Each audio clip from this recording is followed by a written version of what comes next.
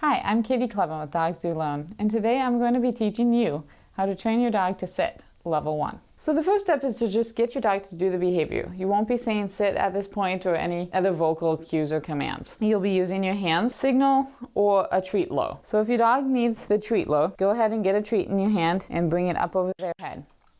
Good girl. If your dog can do it without the treat low, you bring your hand without the treat up over their head and click and treat when they sit. You'll do that a few times, and if your dog needs to do it quite a few times with the treat,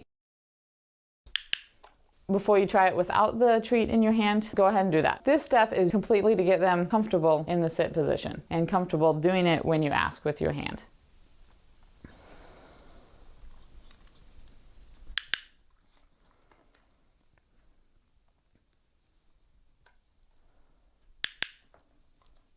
When they sit, you can click or use a vocal marker to mark the behavior. If your dog is popping up as soon as they sit, you'll give them multiple treats, one after another, to increase the duration, like this. Good girl. And you'll feed again and again and again for as long as you want them to be sitting.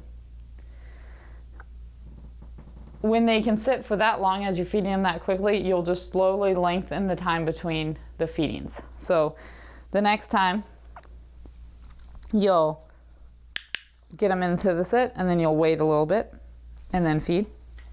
Wait a little bit and then feed. Wait a little bit and feed and feed. If they ever pop up in between, you'll just start over and feed faster again. Once they can easily sit for your hand signal that doesn't have a treat in your hand, then you can start adding in the voice command. So you'll add in the voice command at the same time that you give your hand signal. So you'll say sit at the same time that you give your hand signal. And if ever during your training sessions your dog is just sitting there and not getting back up so you can practice, you can always just toss a treat on the ground to get them back up. Whenever your dog gets to the point where they're offering the sit constantly to you and you don't ever have to say sit because they're just always sitting, then it's time to stop rewarding for any offered sits. So you'll only reward after you either give a hand signal or a hand signal coupled with a voice command or just a voice command. That way they will learn that the treats only come after the command, so they'll be waiting and wanting your command to come more than them just offering it on their own. So if your dog is sitting and you didn't tell them to with a command and you want to practice sits, you'll just walk into them. Good girl.